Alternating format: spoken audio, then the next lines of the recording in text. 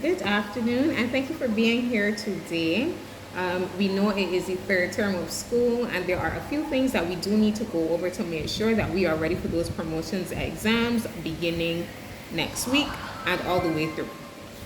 Now, today, a part of our revision is going to be writing a descriptive paragraph. Before we do the exercise, I do want you to remember that first, please be aware of your time. Please do not let this exercise take 30 minutes. It should take just about 15, especially because you will be typing. We will be writing a descriptive paragraph. This is going to rely on you being very focused on your attention to details, okay? And we are going to be describing a person. I am going to read you a paragraph just to give you an example of what we are looking for, okay? Here goes the paragraph. Melda was 8, a thin, undergrown girl with black skin and large, wonderful, wandering eyes. You hear that alliteration there? You always want to bump up your writing with a little bit of alliteration. With black skin and large, wonderful, wandering eyes, always open, as if suddenly startled from sleep on a Christmas morning. You hear that alliteration again? Suddenly startled from sleep. I want to see those elements coming through in your writing as well. Her hair was arranged on her head, and between the plaits, the shining black-brown skull. You hear all of those details?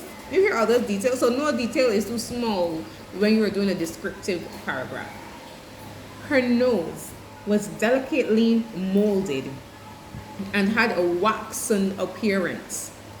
Her mouth, large in her narrow face, with thin lips, like drawn by a fine artist's paintbrush. Simile, you hear that simile? Let me read it again. Her mouth, large in her narrow face with thin lips, like lines drawn by a fine artist's paintbrush, tapered tremulously at the corners and showed susceptibility to easy laughter. She sat in her stiff blue dress, lined with rayon, with a bodice pleated many times across the front, which gave to her chest a fullness that her body did not possess. That one was very descriptive of this little girl, down to the description of her skull and scalp. Those are things that we forget. But remember, in your writing, your aim is to help the person visualize whoever it is that you are writing about. So do not think that any detail is too small. Talk about the wrinkles on the forehead. If it's a lady and she got a little teeny weeny bit of beard, sometimes old ladies might have a little bit. Talk about 2 or 3 strands of beard that she may have. Talk about birthmarks and acne marks, and those things are okay. It's okay to get into detail when you have to write. So let's listen to your assignment. I will type it in the document as well. Let's see.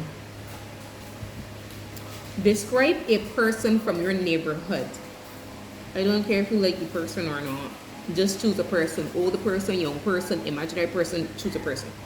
Describe a person from your neighborhood whom you admire. Highlight certain aspects of his or her character and give your impressions. Make sure to describe the physical appearance of the person. You may wish to include what other persons think about or feel towards the person you have chosen to describe. Okay? There's another option that I'll put in as well. Write a description of a person whom you remember during your early childhood years. Include details of the person's appearance. Then draw a few conclusions about the person's qualities, like likes and dislikes, hobbies and ambitions, and any experience that shows the person's behavior.